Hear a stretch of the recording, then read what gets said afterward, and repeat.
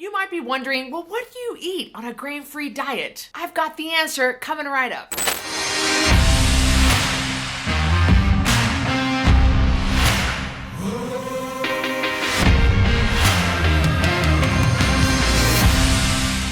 In this video, I'm going to talk about what you eat on a grain-free diet. Then I'll reveal the different types of grain-free diets and which ones are the best. I'll also tell you how to get started eating a grain-free diet. So you're considering a grain-free diet and want to know the foods to eat. There are a lot of different grains in the world, and on a true grain-free diet, you don't eat any of them. It's not just wheat and its cousins like barley and rye. You also have millet, buckwheat, amaranth, oats, einkorn, to name a few. Corn is not just a vegetable, it's also a seed and a grain. Did you know that? Some grains are a better option than mainstream wheat, but they're still a no-go for a grain-free diet. One of the benefits of a proper grain-free diet is that it doesn't trigger very much insulin. See, grains are naturally high in carbohydrates, and carbohydrates require more insulin to break them down. One of the most powerful benefits of a proper grain-free diet is that it doesn't trigger much insulin. All foods trigger some, and you want some insulin to come in, do its job, and get out. I mean, insulin is a vital hormone. You need it to properly digest and absorb your food. But when insulin is on, your body's fat-burning hormones are turned off. You cannot lose weight in the presence of insulin. You've heard me talk about this a million times if you've been watching my videos. And by the way, if you like this, my gosh, please subscribe to my channel and hit that bell icon. That way you're notified when I release a new video, which by the way is pretty much every day.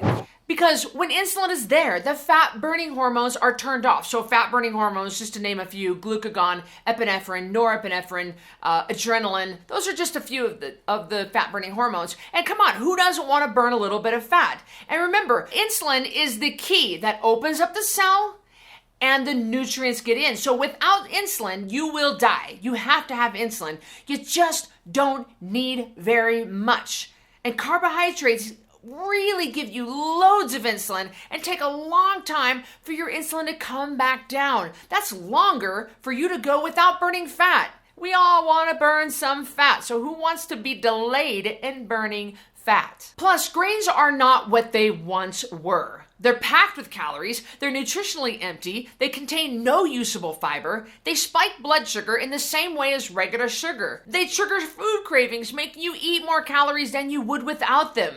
And you know what? They change the architecture of your brain over time because they alter neurotransmitter levels. I was vegan from September of 2007 to September of 2008 for really no certain reason, just because I wanted to try it out. I always want to try things out myself before I come to you and I talk about it to you. That way I've got personal experience and I've got knowledge in a certain area.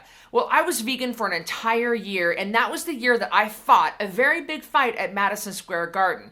And I'm not saying that I lost that fight because I was vegan. I'm saying that they had to come and wake me up on my dressing room floor to get me to come out and fight in the co-main event. Does that sound right to you? A professional fighter, one of the top 3 highest rated, most dangerous females on the planet, falling asleep before one of her biggest fights in her career? Does that make sense? No. I was just so tired because when you're vegan and you take all the animal products out of your diet, you rely so heavily on grains because you just simply can't get enough calories. And I was eating so many grains and I felt absolutely rotten. My face was broke out. I was fat. I battled with different inflammation in my body. So I've learned firsthand the detriments of having so many grains in your diet and how it can make a person feel. And I tell you, I feel so much better now at 45 than I ever did at 25. Many people are intolerant of certain grains, which means that if they eat them, they trigger an immune response causing inflammation throughout the body. A lot of people are either celiac or non-celiac gluten sensitive, or they're just flat out sensitive to grains. It doesn't have to be the gluten, which is the protein found in grains. It doesn't have to be just that. It could be just grains in general that you don't do well with. I can tell you that it doesn't matter if I eat something being gluten-free or not. If I eat too many grains, I'm really going to have pain in my body. I'm not going to feel good. I'm going to have a headache. I'm going to have foggy brain and all that stuff. But a lot of people go down the gluten-free aisle at the store. They think, well, as long as I avoid gluten, then these gluten-free chips or these gluten-free, or there's no wheat or there's no grains in this, these crackers, these chips, these tortillas, and they get this junk food. The problem is these gluten-free products that people claim are healthier, they're not, by the way, they are manufactured in the same plant as where they manufacture gluten. And so there's cross-contamination. And the government says you can have anything at 20 or less than 20 parts per million of gluten, it can be considered gluten-free. But you have a lot of people who are having severe immune reactions and responses to any amount of gluten. I would really steer clear of all grain products if you have an intolerance to grains at all. And by the way, eating grains frequently can increase the risk of diabetes. There are different ways to eat grain-free and technically be grain-free, but not all of them are necessarily healthy.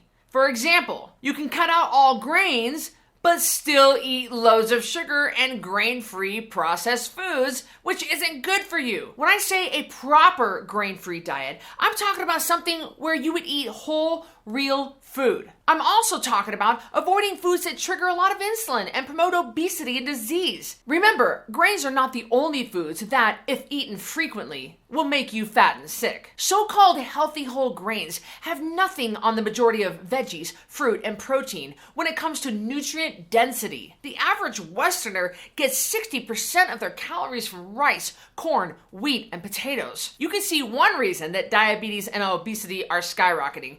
Our digestive system, we're just not simply able to cope effectively with so much sugar so fast. A true grain-free diet consists of meat, vegetables, nuts, eggs, seeds, seafoods, and dietary fat. Some full-fat dairy here or there might be okay, but dairy really is not an ideal food, and I've done that. I've done many videos on dairy. After the age of 5, our bodies lose the ability to properly digest dairy. We no longer produce the enzyme lactase to break down lactose after the age of 5. Dairy has inflammatory properties, and most of it's highly processed. Dairy triggers cravings in some people, especially nasty low-fat versions, which usually have added sugar. If you're looking to transition into a grain-free diet, start with these foods. Eat whatever meat you like. Eat non-starchy vegetables. Eat plenty of healthy dietary fat. Eat nuts like macadamia, walnuts, pecans, and so on. And by the way, peanuts are not a nut, so don't eat those. Eat seeds like chia, flax, and pumpkin seeds. And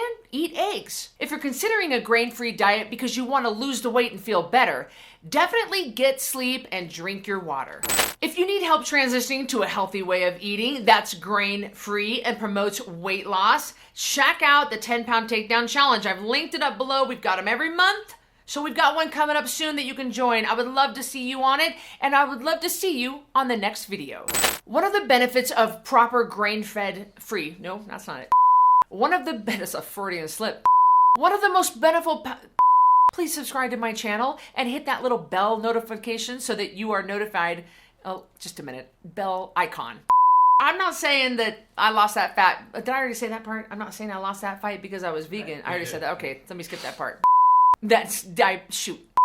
You can see, we no longer produce the enzyme lactase to break. Oh, good. I didn't even do an engagement, did I? You did. Oh, I did. Okay. Jeez. They're all running together.